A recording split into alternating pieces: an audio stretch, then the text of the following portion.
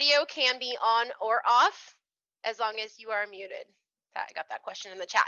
But I'm going to hand it over to Jen, who will get us started. Okay, well, welcome everyone to our digital education program. I'm Jennifer Richardson. I am your CAI California North Chapter 2020 president. I would like to start off by acknowledging our board of directors, John Hanson, Scott Hubbard, Mark Glassberg, Miranda Ward, Richard Navarez, Dan Young, Jeff Brown, and myself. And we have a lot of board members in attendance today. Your board has spent a lot of time making sure that we are communicating with you during COVID and during this time. Rachel's been a great help doing that. As always, if you have any chapter questions, please feel free to reach out to any one of us. We, of course, couldn't make any of this possible without our event and sustaining sponsors or partners. We'd like to give a special thank you to those partners who have donated their sponsorships for events that could not occur during 2020. We are on social media, and we'd like you to follow us on social media. We can be found on Facebook, Instagram, Twitter, YouTube, and LinkedIn. We are going to take a minute to let our event sponsors have a couple of seconds to say hello. When you hear your company name, please unmute your microphone, introduce yourself. Today's event sponsors are Action Property Management. I don't think we have anyone here from Action today. Okay, all right. How about Cagwin and Dorwood? Good morning, everyone. My name is Lavonde Finley with Cagwin and Dorwood. We are a full-service landscape contractor specializing in landscape construction, landscape maintenance, water management, and tree care. If we can be of any assistance to you, reach out to me. Thank you. Thank you, Lavonde. Seacoast Commerce Bank, is Ken here? I don't think so. He said he was going to be, but I know he's been really busy, so. Okay. Well, thank you to our event sponsors. We appreciate you. And of course, our other rock stars are registration sponsors. Today's registration sponsors are Alliance Association Bank, Angus and Terry LLP, Vidalin and Jacobson. And I am going to apologize in advance because I've seen this name and I can never pronounce it, or I don't think I can. So if someone's here and wants to correct me, please do. Chapman and Intrieri. Did I say that? Intrieri, close enough. Thank you. What did you say it one more time, Seema? Intrieri. Intrieri. Okay. Intrieri. Thank you. I do not want to butcher one of our sponsors' names. Also, we have Popular Association Banking and the GB Group. So thank you, sponsors. And we ask that all of you please consider our sponsors when you're planning projects or need help in your communities. Okay, on to some housekeeping. We are recording this meeting. It will be available for view on YouTube shortly after the program. We ask that you please keep your microphone on mute. You can leave your video on if you would like. We'll be taking questions via the chat function. You can find that at the bottom of your Zoom screen. We'll probably hold most questions until the end, but Rolf's going to kind of wing it in case there's something that needs to be addressed as he goes. And finally, for anyone who misses out on the socialization, we will be doing an impromptu networking session immediately following this program. So at that point, we'll let you turn on your microphone and video. So if you want to stick around for that, don't sign off right away. So now on to our program. Jen, can I pause you? Sorry. Can we do the gala announcement right now instead of at the end? Yes, we can. We have some exciting news about our gala. We all know with COVID, I'm sure a lot of people have been wondering how we're going to do this. So I'm going to let Wendy Benner come on and talk about it. Hi, everyone. Gala sounds weird since we can't get together and it's our typical end of season awards. It's one of our most popular and favorite events, I think, for many, just because it is a time to come together with colleagues, competitors, with coworkers to just celebrate our industry and celebrate our chapter. And I can honestly convey that when Rachel approached me on behalf of the board a few months ago about trying to figure out a virtual gala, I essentially threw a temper tantrum. I was like, nope, not doing it, want no part of it. And it wasn't a unilateral decision. The entire committee had felt that way. So she kindly once again asked us to go back and see if we could brainstorm something, and we unanimously all threw a fit and said no. And then, as is, I think, just, I don't know, maybe I'm biased, definitely biased, but our chapter is just so special. Out of the temper tantrum, I'm going to give full credit for the brainchild of this was to Julia Souza, and said, you know what, we just need to celebrate heroes. And that one statement took on a life of its own. And we decided that we will have a virtual celebration. It will be nothing like we've ever had before, because this year is unlike anything we've ever lived through before. It is simply a Heroes Awards. And there are no winners. Essentially what we're looking for, and you will get all of this information, is for you to look around your office, your home, your community. We want individuals, boards, associations, companies, anyone who's simply an everyday hero among us during this pandemic. It can be from delivering food to collecting fire victim items for fire victims, to making masks, to someone who's always positive on social media. It's the little things that matter most right now, and we want to celebrate them. In addition to that, Jacobson had a wonderful idea and contribution about also choosing to celebrate accomplishments, or both personally and professionally, but not just in our own lives, in our families' lives. There have been births of children and grandchildren. There have been designations. There have been graduations that really people didn't get to celebrate. And so we want to allow our community to send in photos, and we are working on the format. We do know that our committee will be together in person to have this live event. We hope some of our business partners will choose to sponsor in a safe way a watch party, either with their coworkers or potentially small groups that obviously are in line with Governor Newsom's recommendations. For professionals, it is still small groups of 10. The 3 different family member, or 3 different families, I think, is for personal. So there's some interpretation there, but people can do that at what they feel safe and comfortable with. But we really want to put that out there. And there is one sponsorship opportunity, and only one. It is a $500 flat fee, and it's simply for a company, a person, a family, a community to upload an up to 30-second video. It can be funny, it can be emotional, it can be wishing everyone happy holidays. It's really just so that we can try to continue to promote and support the chapter. And there's no hard sell, there's no pressure. It's really just a time and a night to come together.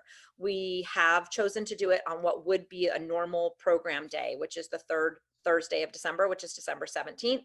And there'll be lots more information to come, but we hope to have the support of the very people on this Zoom, but also in our entire chapter. So thank you very much. And thanks for being one of the main reasons that our chapter is so special. Thanks, Wendy. That sounds exciting. I know it won't be what we're used to, but I'm glad that we're doing something. I think that that's really important, and I think it will mean a lot to the members of our chapter. So, okay, with that, we will move on now to our program. The program is Developing and Maintaining Your Leadership Landscape. It's being presented by Rolf Crocker of Omni Community Management. And Rolf, take it away. All right. Well, hey, everybody. How are y'all? I know I've been seeing the highs going back and forth, and I'm assuming you're all finding your path forward in the midst of this crazy year. And you all have your 2020 bingo card, right? That is probably about 1,000 squares at this point, because it seems like every day something pops up. It's like, oh, did not see that one coming. So it's been much like that for us as well. So again, appreciate you all making the time. So I'm going to go ahead and do my screen share. Assuming I can make the technology work. As my bride likes to say, you have to be smarter than the technology. And sometimes that's a challenge, at least for this guy. So anyways, again, thank you for spending some time with us today. The title is Developing and Maintaining Your Leadership Landscape. And I'm going to be sharing with you specifically information that it's not original content to me, but it's really been one of the best sources of content that I have been able to find. And that's from the book, Developing the Leader Within You, and also the 5 Levels of Leadership by Dr. John Maxwell. And this particular book is one that I've been using for about 25 years in terms of developing and training staff. You know, I had lots of ideas in terms of trying to do some fresh programming, and not that this isn't fresh, it's going to be fresh to you because you haven't, most of you haven't heard that. Some of my staff has heard it. So for my folks who are on the line, you know, this will be a refresher for you all. But anyways, excited to talk about something that's kind of practical. But before we get into the details of the program, I want to go ahead and kind of go over just a few things before we begin. And first of all, I want to talk a little bit about Chelsea Hine. Most of you are aware that about 3 weeks ago, we lost one of our managers. One of our managers had passed away unexpectedly. Chelsea had been with Omni for, I believe, over 3 years. Started out as an admin, had worked her way to a management position, was just doing phenomenally. Her clients, you know, loved her, and the staff loved her, and she actually had a board meeting the night before and everything. She was her usual cynical self after the board meeting, and then went home, had texted with some staff members. Sometime during the night, had a medical event. Don't know any more details than that. Ambulance was called, and she could not be resuscitated, which hit us all pretty hard. And as an industry, and I say this, I would share this all with you because Cal North Chapter is, I mean, it's our home field, right? And it's actually my original chapter, even though I was a member previously of, and still am a member of the Bay Area Central Chapter and have been a prior member of that board. You know, I cut my teeth in Cal North. I joined Cal North in 1991 or 92. So I've been here for more than a minute. So this is the hometown crowd. So I wanted, at least on behalf of the staff and certainly on behalf of the family, say thank you from the bottom of our hearts, because your outreach to us has helped carry us during this time. So wanted to make sure that I acknowledged on behalf of the staff and the family our thanks for your sincere condolences and your support. And again, she will not be able to be replaced, but we are figuring out the path forward as we always do. And oddly or ironically enough, that this event actually hit also at the time where in 2 days will be the 6th anniversary of Danny Oliver's passing. And for those who don't know the history of Omni, I'm not going to go into all the history here, but on October 24th of 2014, there were 2 law enforcement officers that were killed in the line of duty. And the first one was Deputy Danny Oliver. And that was Susan Oliver's husband. And Susan was the founder of Omni. And that's what basically brought me to Omni, was that following Monday to go in and be with the staff. So that anniversary is coming up in 2 days. So we're not a shop unacquainted with loss. And I can tell you, for some of the hands who've been with us for a while, it's been a particularly trying last few weeks to process all of that. But like most things, you know, we move forward because that's what people would want us to do. That's what these would want us to do. And that's what's necessary, because that's the point of the exercise, is to continue to move forward and figure out what the path is for us to hopefully cut our path and make some kind of difference in all this crazy world. So anyways, wanted to acknowledge those 2 things. So let's lighten it up just a little bit. And for some reason, my clicker isn't working. So I guess I'll go old school and just come up and click on it. I want to make sure that everyone knows I am not a PCAM. Before I get some cease and desist letter from National. Again, I appreciate Rachel. You know, I didn't catch it. I think Wendy Benner may have been on that too. None of us had, not that they would know, but I would know. And I'm looking at the content. Yeah, this all looks great. Go ahead and put it out there. And when Rachel posted it up on Facebook yesterday, I'm like, PCAM? It's like, no. I mean, you know, I have all my coursework done, you know, so yes, I haven't taken the case study.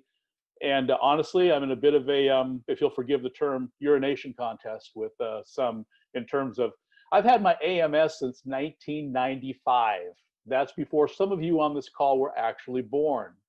But yet National wants me to become a CMCA. And not that I'm opposed to more alphabet soup, because, you know, we all love our alphabet soup after our names. But it seems odd to be required to take on a designation for something that I've had the next successive designation 5 years before the first designation was actually an issue. So anyways, at some point, I'm sure I will get that done. So I do have the PMDP credit, but I don't want to get any letters from National saying Rolf said he was and misrepresenting anything. So just want to make sure that we're all clear on that. We're all good. This means yes, nodding your heads. Thank you very much. So make sure that it's duly noted in the minutes, Rachel. Yes. I don't want Tom Skiba calling me. All right, good. Excuse me. And then finally, I want to talk a little bit about the background for this presentation. This had actually originally was planned to be done in August. There was an opening, and I was asked to do this. And I guess some folks thought it would be better to do more promotional materials, which I'm not sure why that is. Because at that point, y'all just need to get out more. But I appreciated that. So we waited to do it, and I did have some ideas. I'm trying to think. Well, in this time of COVID, it's been challenging for all of us, right? We've seen kind of the good, the bad, and the ugly. And I was reminded of a few things. Number one is which there's the old saying that adversity doesn't build character, it reveals it. And I think this time has shown us that. And that reminded me of another old Chinese proverb that says the best time to plant a tree is 30 years ago. The second best time is today. So at some point you have to start somewhere. So what can we do? And sort of the working title was how to hone your leadership chops during the time of COVID. But then the whole, of course you can't, as a speaker, you want to come up with a title that's actually, has a little bit more of a draw to it than just something super clinical that sounds like some Harvard Business Review white paper. Not that I'm opposed to those, but that's not generally my vibe. So I thought about this idea of developing and maintaining your leadership landscape. And that came to mind because I went through an exercise about 4 or 5 weeks ago where, the house that we live in, as you can see, I'm in my home office. Not that my work office doesn't have shades of what you see behind me, but I hope you all have hobbies that you do outside of the industry. If you don't, you should seriously get some, because this industry will own you if you let it. So please, please, I beg you, don't go quilting club, bowling, softball, something, but to make sure you have hobbies. But been living in this house for about 11 years. It was a new house at the time, and the backyard was empty like a lot of them were. And then we went and had the backyard put in. It's not a huge backyard. It's fairly small, actually, but we had a nice retaining wall put up and grass and mow strips. And it was all really pretty up until the time the drought hit. And two things happened when the drought hit. Is number one, we were restricted on water. And where I live, which is down in Mountain House near Tracy, there was a lot of concern about water usage and how we get our water, which is a whole nother, that's a California thing. But it was really unique to us. So essentially we couldn't water. And at the same time, we ended up acquiring a treeing Walker Coonhound, which is a 100-pound dog that thinks he's a lap dog, and was essentially just completely decimated the backyard. So we let it go. And by the time I was looking at the last couple of years with all these grand and glorious ideas of how to get it back up, it was a mess. Volunteer trees had grown up, weeds everywhere. It was just terrible, to where I just needed to hire a landscape company. It took 4 people a whole day to essentially dig out all the roots and get everything back to where it's just dirt back there again. And I thought about that because I often will equate what, in terms of things that we need to do for our own personal care and feeding, much to a garden or much to landscape. We all like great landscape, but to get great landscape, it takes effort to make it work, right? And something that you start out well and it looks really good up front, if you leave it untended, the weeds come in and it can overgrow. And even if you're good at stuff, it can overgrow and become untenable, to where you need to spend the money and have some people come in and just wholesale the whole thing out. And sometimes it's like that with our lives and with our leadership chops. So when I came up with the title of Developing and Maintaining Your Leadership Landscape, that's very much what I had in mind, was this idea of, let's put a shovel in the ground. Let's, even if you've been doing this for a while, then some of this stuff will hopefully be a refresher to you. If it's new to you, then hopefully it will give you hope, and it'll be some practical leadership training that can at least give you a baseline in terms of how to pursue and how to develop your own leadership style. So with that intro, and forgive me, because I'm here on a MacBook Pro, so I'm trying to get my screen all set to where it's doing what I'm supposed to, where I want it to do. So I'm going to minimize this, move it over, not see the video.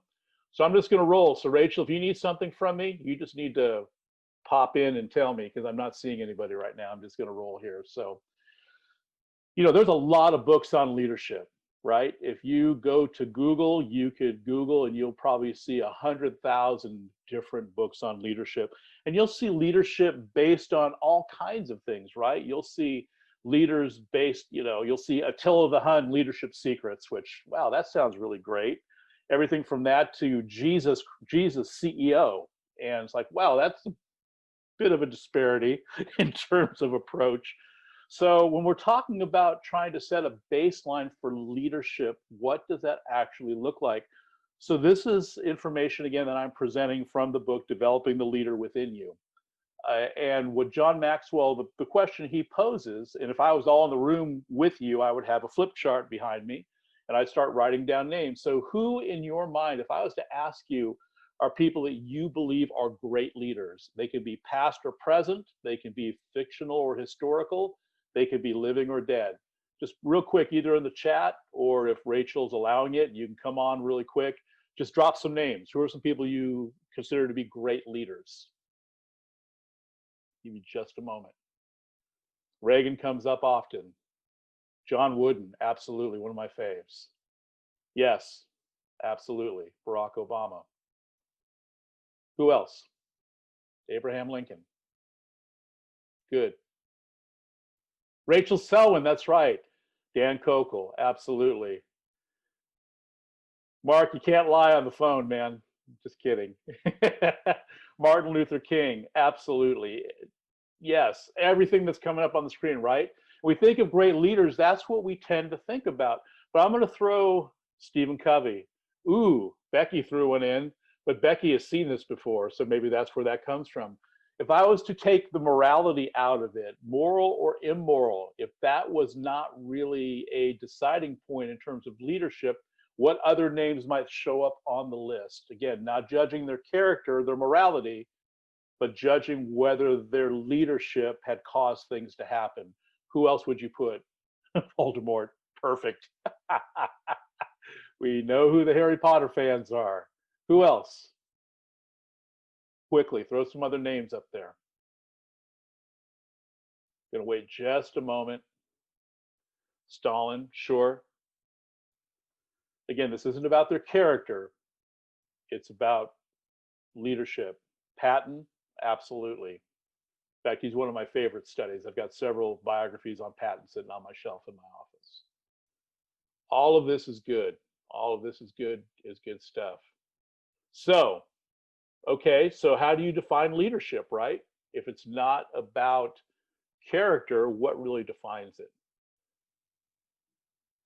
So, what's the common thread? What ties all of you? Jim Jones, right. So what ties all these people together? It's certainly not their morality. It's not their ethics.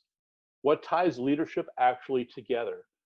So let's talk a little bit about what leadership is not. Again, we have these ideas of who leaders are based on our collective experience, learning from history, the effects that they've had in terms of both positive and negative.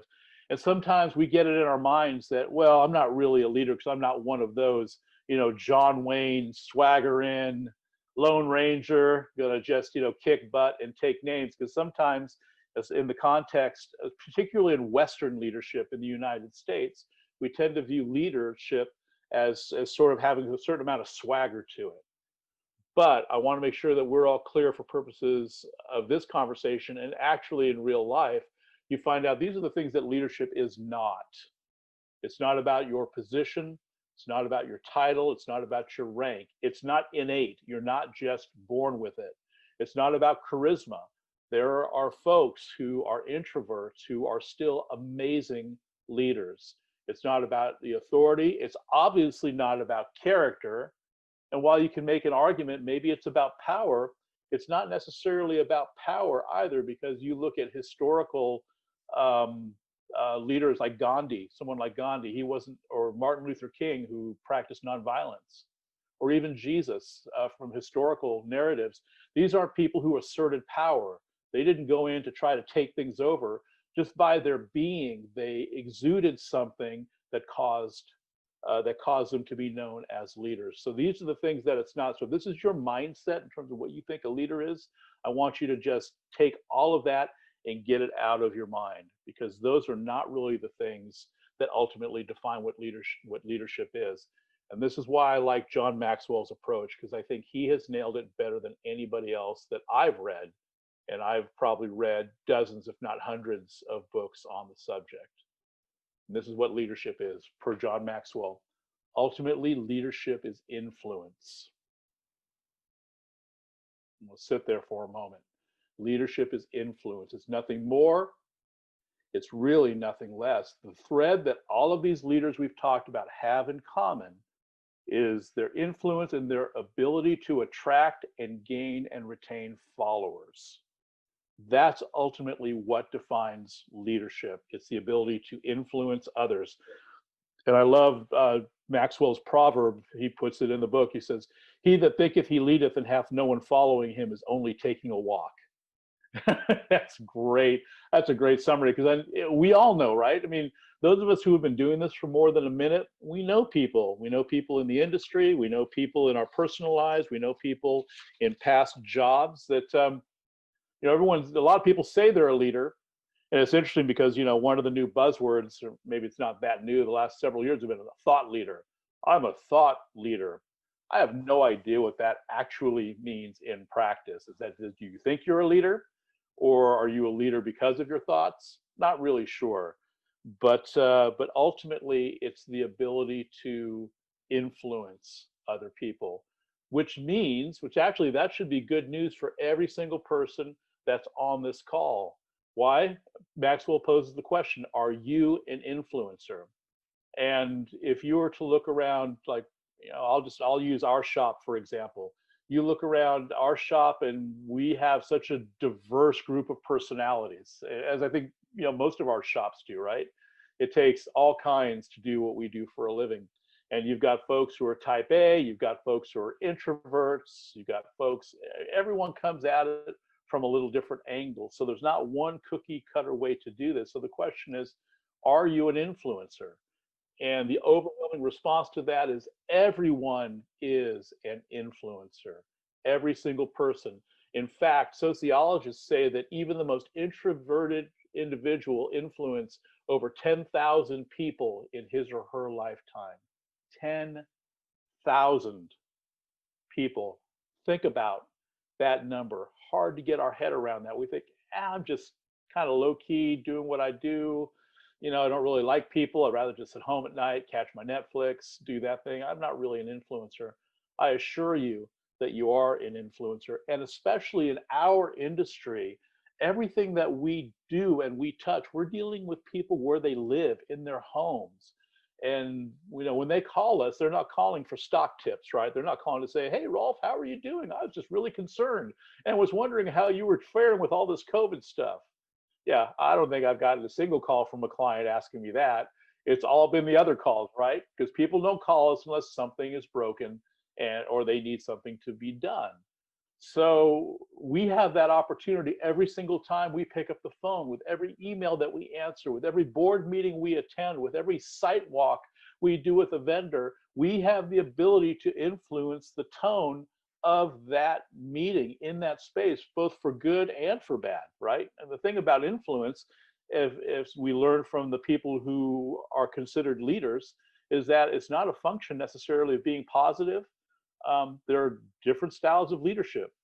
Fear is certainly a style of leadership, and intimidation. It's pretty terrible, in my rarely to be humble opinion, in the long run, but there are people who practice that.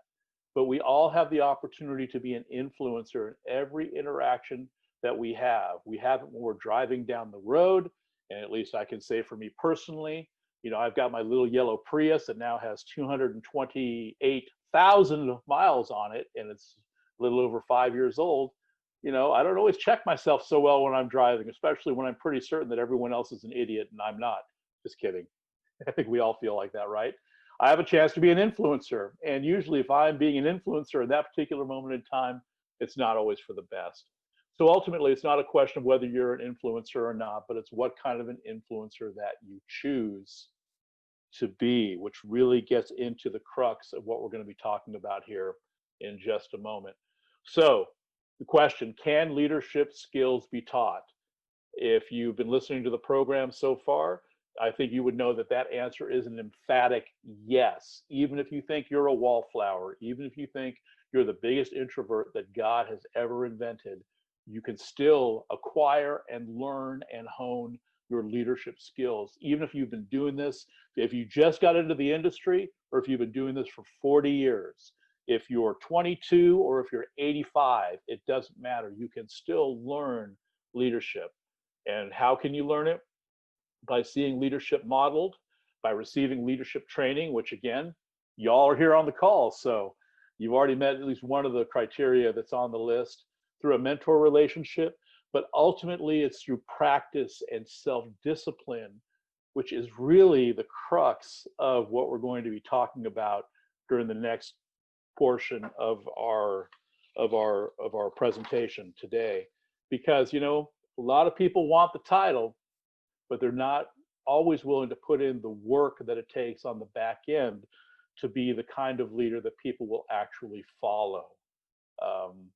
And without further ado, let's go ahead and jump into that, because I think that will be spelled out in the next part. Any questions on that so far? I'm going to go ahead and just bust in. I've been kind of rapping for a bit here. Anything in terms of things you don't understand about that? I want to make sure that we're at least on a baseline understanding of what leadership is for purposes of our discussion today. You may have different ideas, different styles. That's all great. But if there's anything about what I talked about that jumped out and said, yeah, that doesn't really resonate with me, you know, just let me know, and be happy to tackle that and take that on. All right, the boss gave me the thumbs up emoji, so that's good enough for me. So let's go ahead and move on. So the portion that we're going to teach on next is, so John Maxwell's book, and again, I'll hold up the book so you can all see it, Developing the Leader Within You, actually has the 5 levels of leadership in it. This is where I first learned about it. This is where I first taught it. That portion of this book became so popular that Maxwell actually pulled that part out of this book and put it into the book that you see on the screen that's in front of you, to where he really focused just on the 5 levels of leadership, because there really is a path in terms of understanding how you can grow your leadership that is, to me, is essential. And the thing I love about John Maxwell, again, love Tom Peters, Warren Bennis, Peter Drucker, Simon Sinek, Patrick Lencioni. All of those folks have they all have components that are all great, and all of that will help your leadership DNA, and it will inform who you are as a person, and you'll become an amalgam of all of these different things. But the thing I love about Maxwell's stuff, and it really is, it's super accessible. It's not super academic, which for me is great, because that's not, you know, that's not how I roll. I mean, I pulled off a graduation with honors with a 2.9999. So I just kind of skated under the door of that. So I don't claim to be an academic, but I love how Maxwell breaks it down. So that's what we're using as our basis. So stepping off of my soapbox on that, let's continue. So the 5 levels of leadership, I'm going to give them to you up front, and then we're going to break into them, each one of them individually, for the remainder of the program. So the first level of leadership, and if I was showing you a chart, these would be stair steps, right? So each one would stair step up. So the first level is positional leadership. The next one is permission, and you can see these are going from bottom to top. That's on purpose.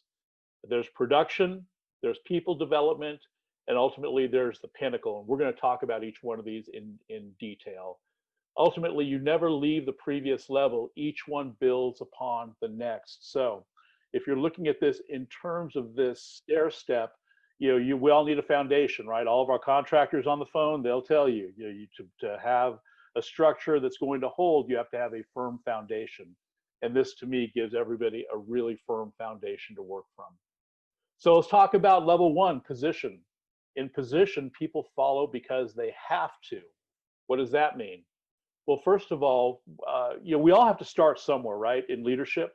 So we've all started out, some of us in high school took on took on part-time jobs. I know my daughter Jen, who actually works for us, she started out as a lifeguard and then had worked for Nordstrom's, then had worked for Cattleman's. So we all start out somewhere. I started out doing refrigeration maintenance part-time. I was also gigging during that time. So from 15 on, all through high school, I was a weekend warrior playing Elks, Moose, Eagles Lodge, country and country rock. So we all have to start somewhere in terms of our employment. And what I would equate this to is that, for instance, if you started at McDonald's, you start out and you're just kind of working, you're working the till or you're working the grill. But eventually someone sees, they say, hey, you're putting in some time. So we're going to make you a crew leader. So all of a sudden you have a different color shirt and all of a sudden you're the boss. And sometimes there's this assumption that just because you have the title, that all of a sudden people are going to magically follow you. But if you've been doing this for any length of time, you find out that's not the case, because in the positional, you have to start out with a position, because at that point you're not in a place of influence prior to that. But now people follow you because they have to. What does that mean? Well, first of all, it's based on the title, not on the talent. Really haven't proven anything yet, but we needed a slot and you seemed like you were available. People will not follow you beyond your stated authority. That means they will do what they have to do, but they won't do anything beyond what that is. And there are people out there who only want the title. I know that's hard to believe, and I'm sure that's nobody who's on this call.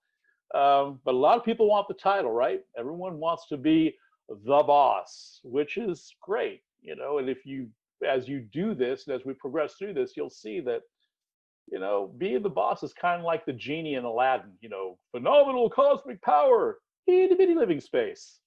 There's really a lot more that goes on behind it. But sometimes people, they just want the title. And people who only want the title, they feed off of the politics. It becomes a game of Survivor or Game of Thrones, that they'll play it because they want to feed off the politics. They'll do it off the backs of other people. They'll devalue other people in the process, and they place their rights over their responsibilities. And if I had my flip chart behind me, what you'll find for most of us is that when we're young in our careers, and young to me is not an age issue, young to me is a maturity issue, it's a seasoning issue, and something that really only comes with experience. I have known people who are in their 20s who are phenomenal leaders. I know people who are in their 50s, and I can even think about two in their 80s, that I wouldn't trust to lead anything. So it's not an age issue.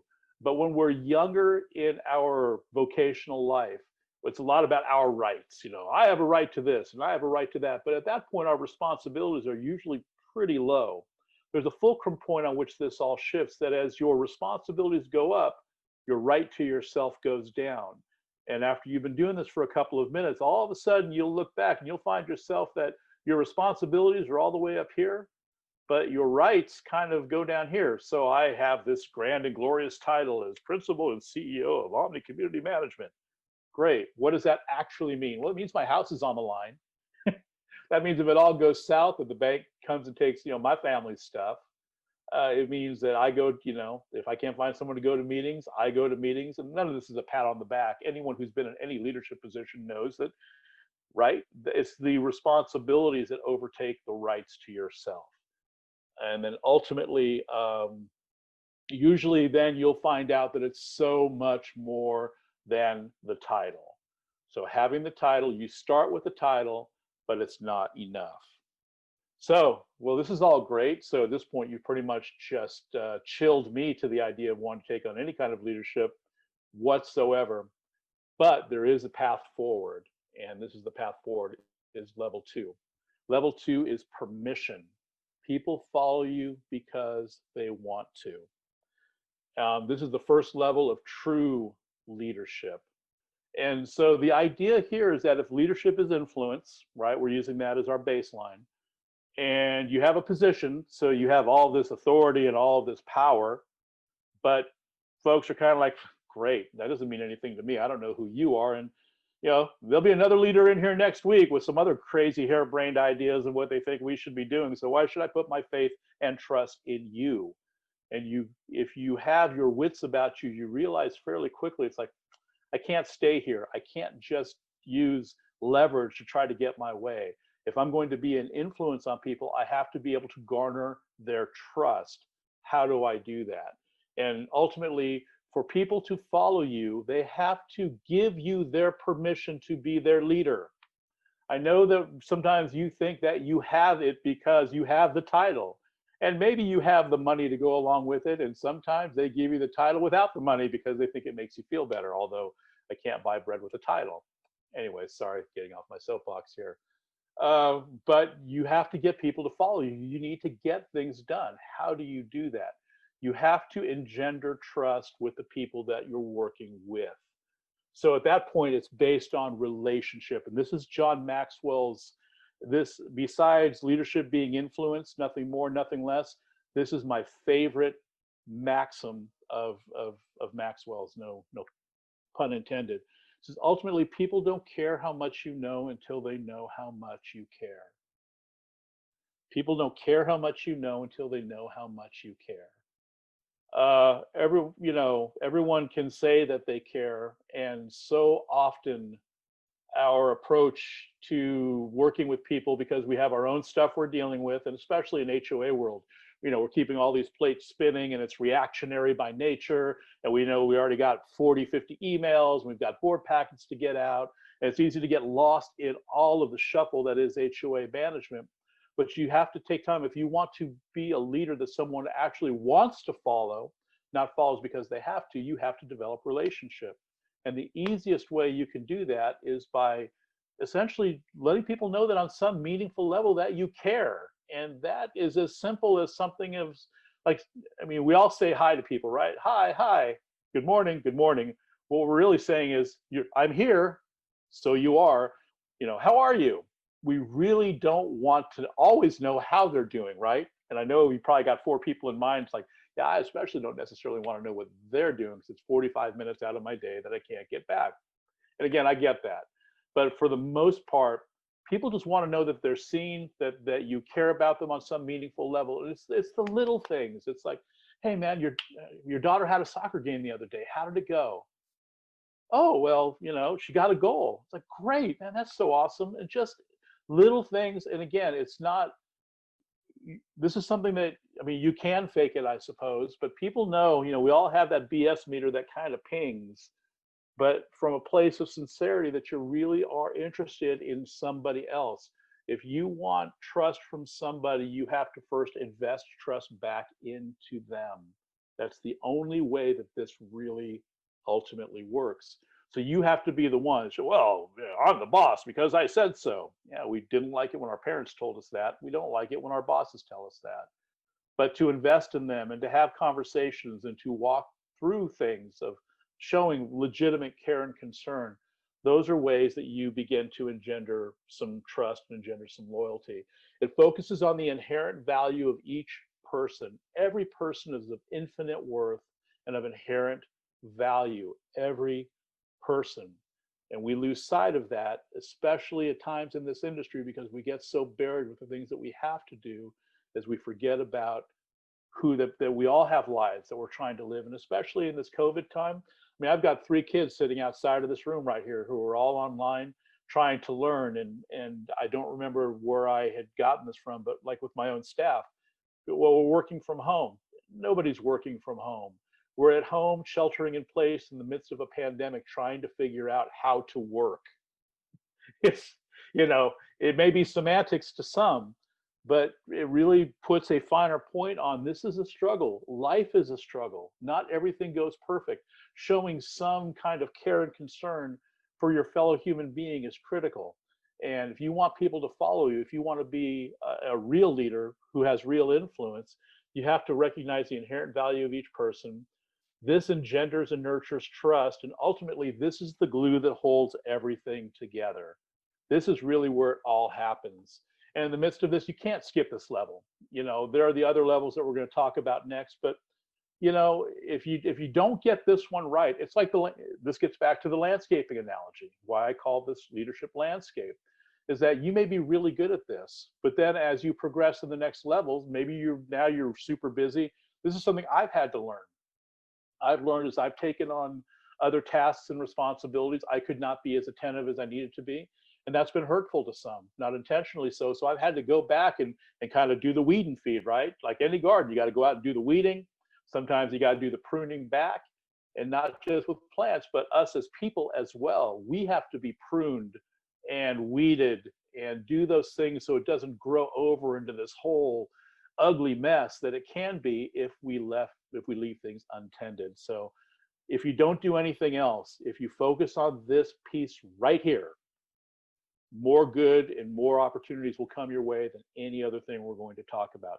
Now, the beauty of it is if you do this well all the time, all the rest of it actually follows this. So you don't really lose anything. You lose the other pieces if you don't do this. If you do the other stuff, if you do this well, the other stuff just happens, because like in landscaping, you know, an apple tree doesn't have to try to grow an apple. It grows an apple naturally because it's organic. It's what it does by design. And as leaders, if we practice these skills, then it's things that we just do because it's not a strain for us. We're not constipated trying to make something happen, but it's organic because it's a natural expression of actually expressing the inherent value of each person and figuring out how to make all this work. You know, in our lives, in our work lives, we spend more time with the people we work with than we do oftentimes the people that we live with. And I'm not saying that's right or wrong. I mean, I would love to spend more time at home, but the practical matter is, you know, it's the time we spend with each other. So it's important to understand this, and it's important to practice this. So a lot more I can say, but I am trying to watch the time. I know you told me I had until 1, Rachel, so I've already been going for about 35 minutes, so I want to make sure I'm watching the time. So if I get over, let me know.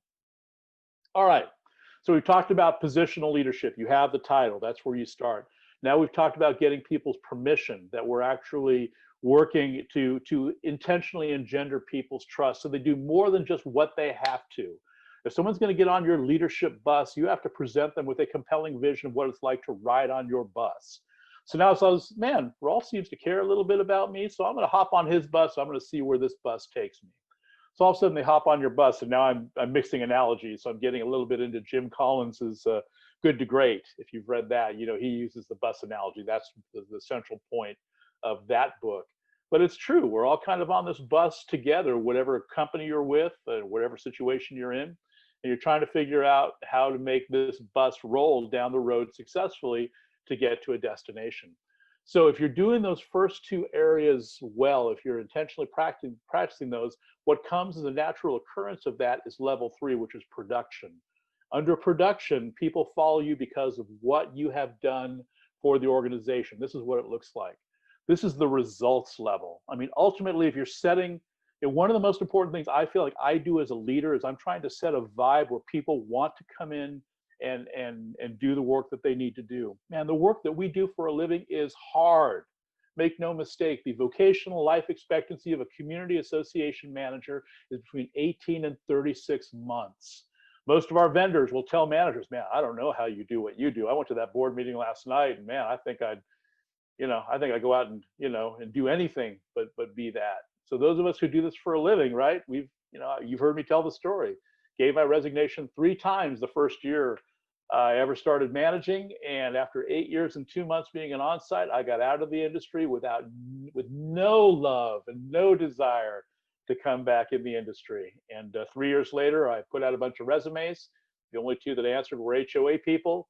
Got on with a management company, and here I am. So you never know where the path will take you. So ultimately, you're trying to set, at least for me as a leader, I try to set a vibe where people want to come in, because it's hard enough when people are shooting at us. What do we do to make sure that we're not shooting at each other? So once you've done that, production is the results level. That's when things actually start clicking within a company. Morale is up and turnover is down. Turnover is one of the biggest things that, and in this industry in particular, right? So difficult to find qualified, competent, caring people to do what we do. And we don't always think about turnover in terms of a balance sheet number. But my friend Julie Ademan says, if you're looking at turnover as a balance sheet number, you could probably plug in a number of 2/3 of their annual salary, what it costs you to replace, train, and bring up somebody else if you lose that person. So it's more than intangible. It's actually a real tangible thing. So if you set the vibe and all that stuff is rolling, then morale is up, turnover is down. People are more honest, they're more open, they're more candid. There's less fear of political retribution. Such a hard thing to teach. And again, I recognize that when I'm in a room of this size, everyone from disparate backgrounds and experiences, not everyone has the same situation. And just so we're clear, I spent more of my time being on the opposite side of the desk in my career than I have being on the side of the desk that I am now. So a lot of the things that I teach about are things, they're not out of thin air, but they're experiences in terms of things that I know that work. And they're also things that are in terms of, man, if I ever have the opportunity to work with people, I don't want to put them through that grinder because it's just not right, because I had to go through those grinders and there's zero joy in any of that. So you're trying to set an environment where you can be open and honest. Now, that doesn't mean you get to be a jerk and just spew whatever you want, but everyone's cordial, they're professional, they're working together, and that there's no political retribution. Even if someone has an opposite idea of yours, or even, God forbid, someone decides they may want to change their tour of duty and go do something else, don't make them persona non grata. Longer story, won't get on that soapbox too long, but ultimately, you want to be in a place where people are more honest and more candid. As a leader, the thing is, the higher up the food chain you go, people are always reticent to bring bad news to the king or to the queen. So the best thing you can do is to set up an environment that if something is broken, that you have means to be able to hear what it is before it actually comes up and bites you. That's what this kind of a vibe does. It sets up open, honest, candid information. For at least for our shop, making a mistake is not a firing offense. Making a mistake without enough time to come and tell somebody that you needed help to fix it, that might be, especially if it's a conversation we've had more than 2 or 3 times. Because like a lot of things, if it happens once, it's an event. If it happens twice, it's a coincidence. If it happens 3 times or more, it's a pattern. Not okay with the pattern, but we want to make sure that people know it's a safe place. Please tell me, let's fix it first, then we'll figure out what went wrong. But I understand getting mad and angry. I understand that. But does it really help you solve what's in front of you? More often than not, it doesn't. So handle first things first, but set an environment where legitimately people feel like they can come and be open and honest. Information is shared, communication is exponentially better. And a book I'll recommend to you right now is the book, The Speed of Trust by Stephen M.R. Covey. Phenomenal book. It's one that I've had the honor of teaching several times. In fact, to a few of our of the management companies that I've been honored to be a part of. It's a great book. It basically talks about trust from a business perspective. And the idea behind trust in a business perspective is that it needs 2 components in order to work. You need character, which is important, but you also need competency. You need to have both. And when it talks about trust, what I love about Covey's approach, and this is why it's relevant here, is that he talks about trust as being currency. And when you're in a high trust environment, things move quicker, right? Because you're not having to do all the CYA stuff you feel like you have to do in a low trust environment. If it's high trust, you can just shortcut, you can have candid conversations, you can move forward to actually getting stuff done. In a low trust environment, which I've been in the deepest, darkest recesses of a low trust environment, you spend 60 to 70% of your time just putting the hooks in place where things don't come back to bite you so you can do the actual work that needs to be done. That's an enormous waste of resources, of time, of money, of spirit, of energy, of everything. So, speed of trust, character and competency. Trust is a revenue that works for you if you have a high trust environment. Everything I'm talking about here is a high trust environment. So, and to that end, teamwork finally begins to take hold. People talk a lot about teamwork, and teamwork makes the dream work, and that's not untrue. But to talk about teamwork as sort of this propaganda, forgive me, someone once said, if there's an elephant in the room, introduce it. A lot of people talk about a lot of things that they don't actually practice. They want to, but just putting it up on your wall or putting it in the mission statement in your book does not make it so. That's not how this works. That's not how any of this works. If you want true teamwork, you've got to set the environment for teamwork to grow and to thrive. And that's what the production level does. It sets it up in a place where it can actually legitimately start to happen. Not that it's not messy, not that it's not challenging. This isn't kumbaya. We're all holding hands and singing the same song. Because if you're doing it right, you're going to have times where you're doing this. You're going to have candid conversations, and you're going to have to find a path forward. That's the problem with any of the stuff that we're really talking about today, is that, man, it's hard work. It's messy, it's sloppy, it's inconvenient because it never happens on a schedule. It's kind of like community management in a lot of ways, but it's necessary if you, at least for me, it's something that it's hard, but it would be harder to do this without that component, without trying to at least, not that we've arrived, because we certainly haven't arrived. And most folks that I know that are legitimately trying to practice this are always working toward that. In fact, I think one of the things I've said before is that even if I'm just falling in that direction, sometimes at the end of the day, it's like, I'm just leaning against the doorpost, but hopefully it's toward the direction of doing the right thing and not just wanting to just can this whole thing, because there are absolutely days that I feel like that, because it's not easy to do it, but you have to set the environment. So level 3, production, that's when the cool stuff actually starts to happen. All right. And then the law of Big Mo, that's a Maxwellism. He has another book called The 21 Irrefutable Laws of Leadership. And he has various laws in there. Again, another great book, great way to take leadership concepts and distill them down into easy to digest sayings.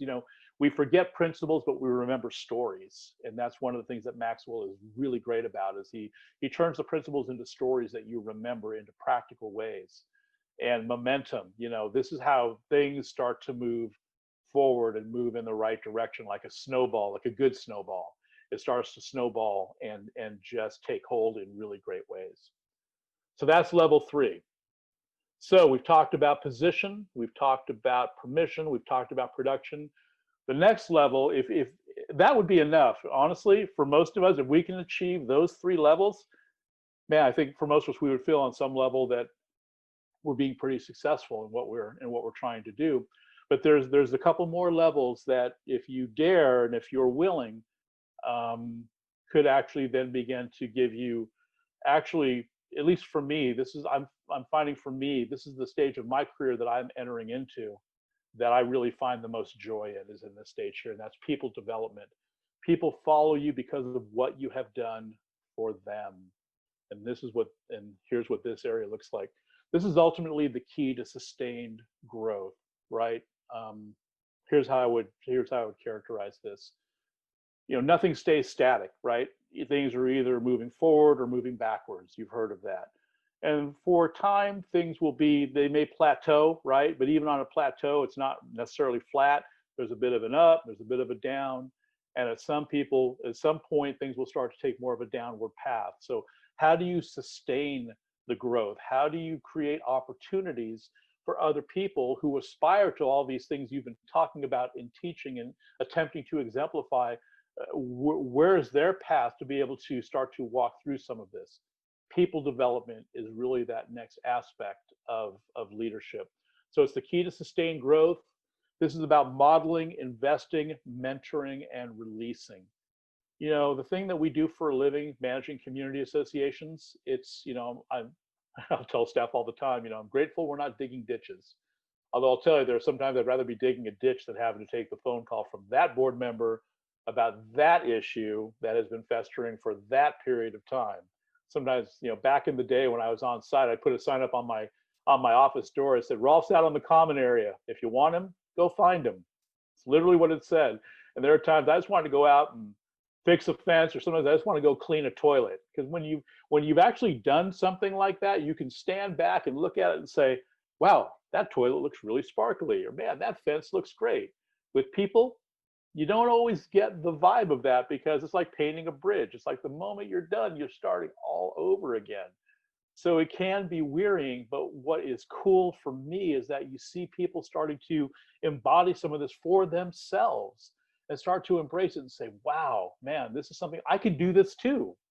And I took biggest joy if someone comes in and says, "Man, you talked about this, and I went into my board and it was kind of in this weird place, and I talked about this. I had this candid conversation, was just straight up, introduced the elephant," and they all looked at me and said, "Man, you're right. We should do that." And I see the joy in their eyes. And for me, that's the drop the mic stuff for me these days, is where people can take this and implement it. Because, being a musician, I've always liked being in a band. I'm not an artist. There are musicians who are artistes, and that's cool. And I love playing for artists because, man, it's a lot of fun. But as a musician, I like being a part of a band. I like just doing what I do. I still have a little bit of that. No, really, please, it's okay, thank you. But I love just setting the groove, facilitating the vibe in the room. That's what brings me joy. And when you're doing something worth doing, you're doing it as a group. No one does it alone. They really don't. So rather, if you're building something and the moment you take yourself out of the equation, the thing caves in, you've built absolutely nothing. Everything you did was for naught, because there is no legacy, there's no continuation of it. People development is where it continues. So you have modeling, investing, mentoring, releasing. It creates a path for the next level. People who aspire to do the next thing, if you've worked around me at any point in your career, you have heard me say, man, I hope you're gunning for the next chair ahead of you. And if you're not, that's fine too. Sometimes people are just kind of cool doing what they do, and there's no shame in that game. I get that. But for most of us, especially if we're in this industry, we're in it because it's never boring. We're in it because we love the puzzle. And honestly, if you leave us alone too long, we get bored kind of quickly, don't we? There are times I think, man, I just want all this stuff to go away until I'm sitting at home here, and I'll play guitar for a little bit, and then all of a sudden I'll just get pensive. It's like I need a fire to put out. Somebody put me in the middle of a fire, because that's kind of how I'm wired. I'm a firefighter, so I kind of want to be in the thick of it all. So how do you get people who feel that way into positions where they can feel that release too and feel like they're moving forward? People development. It creates a path for the next level. It engenders loyalty. You invest in people and you do stuff for them, and you don't do this for the idea of getting something back in return. But I have folks in this industry that I've actually had to terminate. I've had to let go, that are still friends of mine. And and I'm appreciative of that, because even when a painful exercise like that, you're still trying to give people their dignity, understanding that decisions have to be made. And as long as you do that, but then I've had folks come up and say, man, I didn't necessarily get it at the time, but I understand it now, and thank you so much for helping. And they don't have to come up and tell me that, and I don't do that because I'm looking for that. But those are the things that come back to me again when you do this for a while, and you get the gray hairs and the wrinkles and the seasoning and the scars, quite frankly. A lot of scars, like, oh, that's where that knife went up to the hilt in my back. Oh, I remember that. Yeah. Sorry, I just had a flashback. Anyways, those are the things that make you remember, man, it was worth it.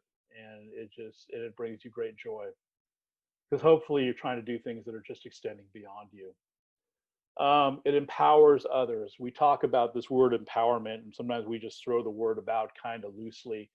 But it really, empowering actually means putting the pressure of the position on somebody, not artificially taking it off of them. The worst thing you can do is to not put people under the pressure of what it is that they're going through. Now, you can be there like a spotter, like if you're used to going to the gym, right? You're spotting the bar. But if they don't actually feel the weight of the bar, then they will never understand, and those muscles will never exercise to grow beyond that if you're always holding the bar for them. You can't do that.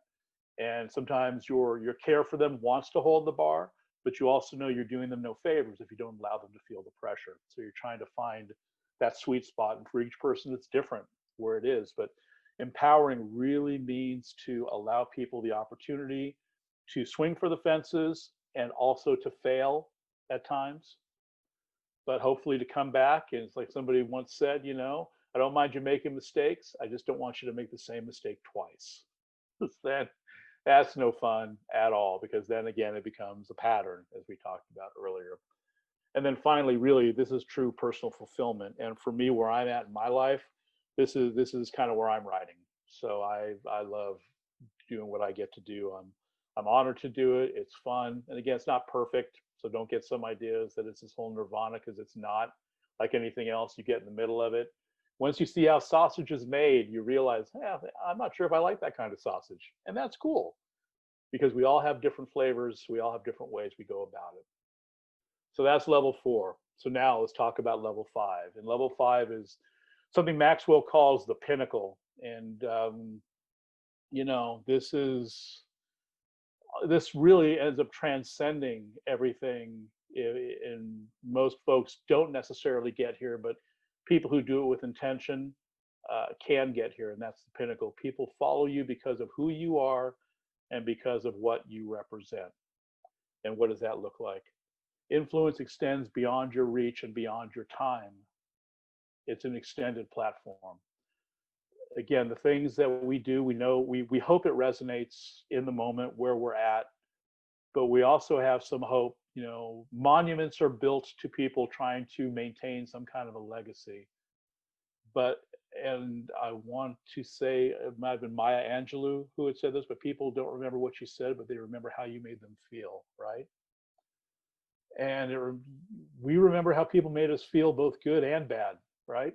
I remember sitting on a bus. I was probably first grade, and I was screwing off with somebody, and the bus driver came and shook me so hard, and it scared the crap out of me, put me in tears.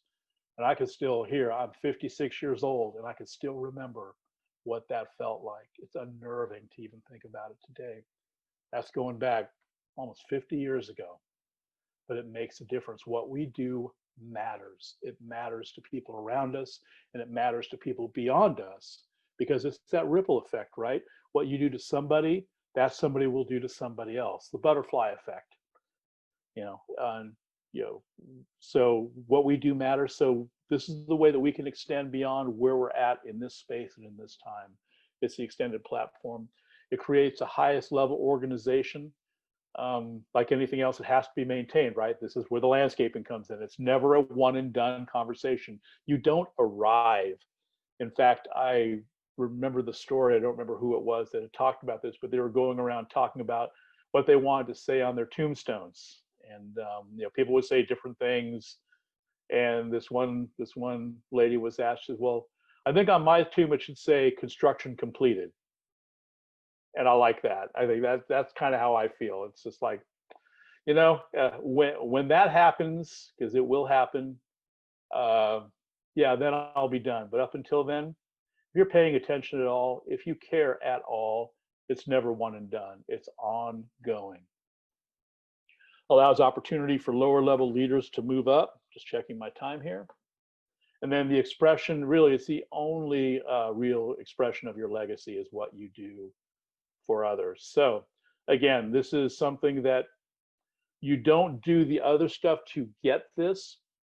If you do the other stuff well, this is a potential outcome of that. So make sure that you're not getting it backwards. People want this and they will try to force the other things to get here, but that's not how this works. This works because of the investments that you made early on and the continued investments that each of us make. That's what makes this even a thought, let alone possible or probable. So I got the 10-minute sign. So let me go ahead and kind of go through the last few slides here, and then we'll see if we can field a couple questions. So leadership in volunteer organizations, such as community associations, are the most difficult organizations to lead. Yes or no?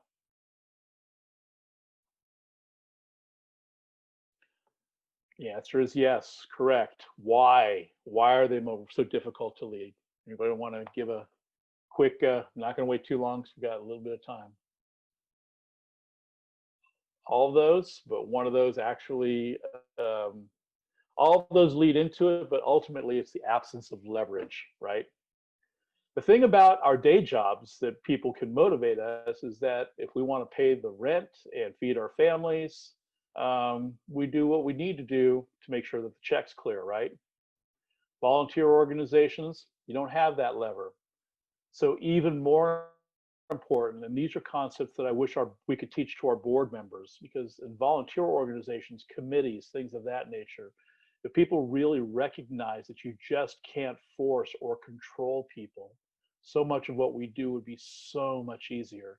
But the diverse personalities that we have on our boards, all of this together someone in the room needs to be the one who can be a leader, recognize leadership concepts, and try to practice them to the ability that you're allowed in your particular sphere of influence.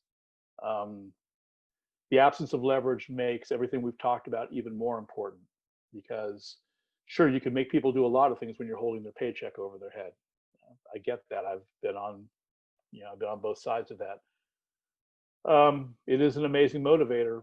Hate to use that one. Sometimes I've had to, but I'd rather just talk more about, man, let's set an environment where you can be successful. Let's figure out a path forward, and always trying to think about the positive things that we can do. But keep in mind that when we're working in our communities, they're volunteers. So really, this kind of leadership is the only one that works. So are you a manager and a leader, or a leader? This has been a big argument. Just going to go through this quickly. Is there a difference?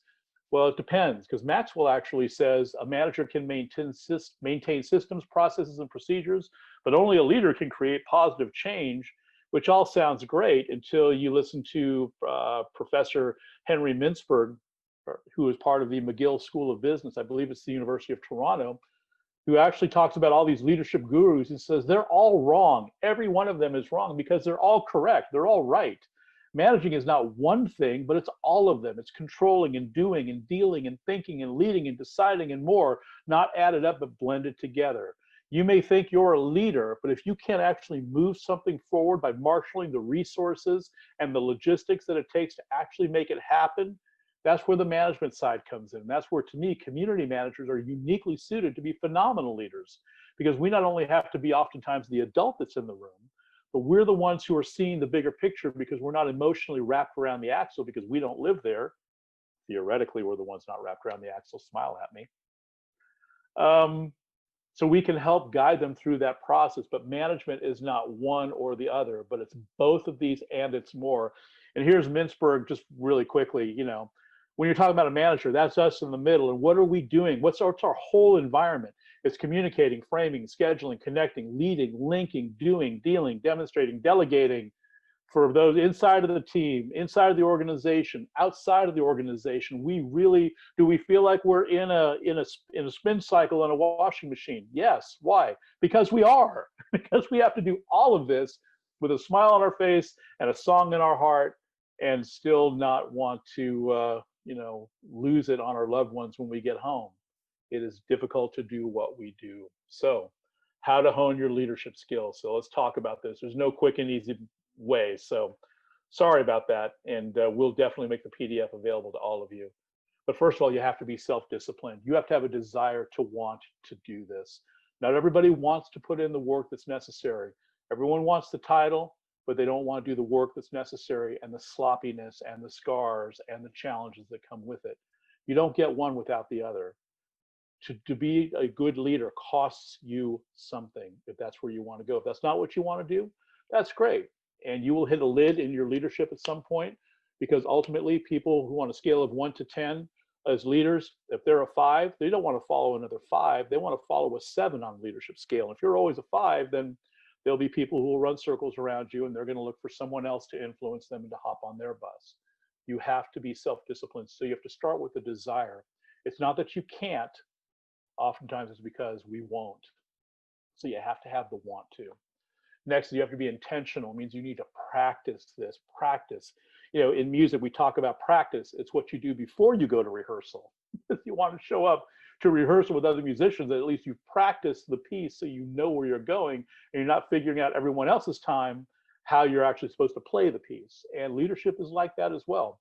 You read books, you go to seminars, you learn, but then you practice. You find opportunities to be intentional about all of these aspects. Next, you have to be present, meaning you need to be actually engaged. Your mind can't be somewhere else. You have to be in the moment, figuring out what's in front of you. I know you're busy. Trust me, I've sat where you have sat. I understand that, but you still have, people need to know that you're engaged and that you're present in the conversation. You have to be others focused, which means you really have to be there to serve. And then you need to be humble. You've got to check your ego at the door, which is more difficult for some of us than others. And this is where Colin Powell's quote, his rules for life, one of my favorites. He says, don't let your ego get so close to your position that when your position goes, your ego goes with it. So often we get so wrapped around something that it's my ball, and if you're not going to play ball my way, I'm going to take my ball and go home. Well, yeah, you can do that, but you don't move the ball downfield, and you don't score if your decision is to leave the field with your ball. So be humble and check ego at the door. So let's wrap it up. Leadership is influence, nothing more, nothing less. It's your ability to gain and attract people willing to follow you. Remember the 5 levels. Again, there's position, there's permission, there's production, there's people development, and then there's pinnacle. Always seek the next level, but never neglect level 2. You always have to garner people's permission so they're willing to follow you to the places you want to lead them. You need to lead from a place of service. You can lead from a place of intimidation, and you can lead from a place of fear, and you can lead from a place of scarcity, the scarcity mindset that, oh, fear of missing out, or man, if you take that from me, then there's not going to be enough left for me. And so much of what we do comes from a scarcity mindset. A lot of things that don't have a scarcity to them, things like love and compassion and mercy and grace, those are things that have a deep well, if you allow it to, that don't have a price and don't take away from anything. And there are things that as you give them come back to you exponentially more. Humility, we talked about that. It's not thinking of yourself, it's not thinking less of yourself. Sometimes people think of humility as humiliation. It's not that at all. Some of the most humble leaders, Gandhi is a great example of that. Place of great humility, but also a place of great power, because no one had leverage over him because he came from a place of humility. It's not thinking less of yourself, but it's thinking of yourself less. You see the parenthetical I threw in there? Selfless. Like that? I don't know if it's original, but I'll take credit for now. And finally, leadership is an investment, and the return on investment is greater than you can possibly imagine. I've been practicing leadership in various roles and responsibilities for probably 30, 35 years, at least 30 years intentionally.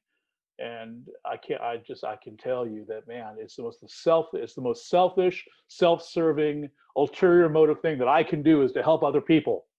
Why? Because you can't outgive, you can't outlove, you can't take care of people. When you do that, it will come back to you. It's the law of reciprocity. Some people call it karma, but to me, it's more than karma, because it's not just getting what you deserve. Justice is something that's talked about a lot today, and rightfully so. But keep in mind, justice is getting what you deserve. Mercy is getting what you don't deserve. And I don't know about you, but I know for me, I need mercy. So I want to sow mercy so I can reap mercy. And these things that you sow, all of these things are things that you sow.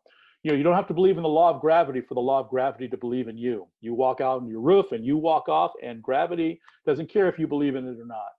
And the law of reciprocity is the same. When you sow something, you will reap it back, whether for good or for ill. We all have a choice. We all make those choices, maybe unintentionally, but the goal here is to get you more intentional, more present. Seek the self-discipline, seek the road less traveled. If this were easy, more people would be doing it, but they don't, because it's not, because it costs us all something. I just would beg of you, be willing to pay the price. And with that, I'll land the plane. So any questions on any of that? I mean, there's a lot we covered. Rolf, thank you so much. What an amazing message you delivered there. And while people are typing out their questions, I know you were speaking and probably weren't able to follow the chat, but Julia is going to make some WWRD bracelets. No, don't. And we have a lot of takers here in the room that are going to wear them. So you guys need to get out more. No. Rolf, I said I want to be you when I grow up. That was a great presentation. Oh my gosh, I took so many notes. Thank you so much. Wow, that was wonderful. Yes, and I've already downloaded a couple of the audio books. So awesome. Again, all the stuff's out there for the taking for all of us. And that's really, if I leave you with any other message, is that everybody can, if you want to, can do this. And just encourage, the more of us that do this, the better it is for all of us. A rising tide lifts all boats. So just if we're all about this, it makes our situation exponentially better. Well, I don't see any questions popping up, but there are lots of kudos. People really enjoyed the message. You rock. Nice job. Great message. We all need more of your quotes. I just steal them from others, so you know. Okay, well, thank you again, Rolf. You are so appreciated. We have some upcoming programs that I just want to mention really quickly before we sign off out of here. We have our annual legal panel, which will again be via Zoom, and that is on November 19th. So same bat time, same bat channel. That'll be from 11:30 to 1. And then the Heroes Awards Party that Wendy mentioned earlier is scheduled again for December 17th. So look for more information coming out on that. And unless Rachel has something to add, I will just thank you all for joining us today. We had 60 participants, so that's pretty amazing.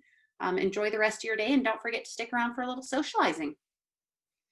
Yeah, if anyone wants to hang out, say hi to Rolf, ask a question online, or just gab, feel free to stick around till 1 o'clock. Cool, yeah, I'll hang around. Sorry, no pressure, Rolf. Oh, that's okay. Yeah, it's funny, I didn't share it during the presentation. It didn't really lend itself to, but when John Hansen had remarked about my my COVID curl, you know, I did take the opportunity, and I think I found it. Here, I'll put this up on the. Oh, yay! Right on. For the Once upon a record, time in a galaxy far, far away. Make that your new profile. That's awesome. Rolf, I think I love you even more now. yeah, Dang. for the record, I complimented the COVID curl, but I'm loving this even more. Dang.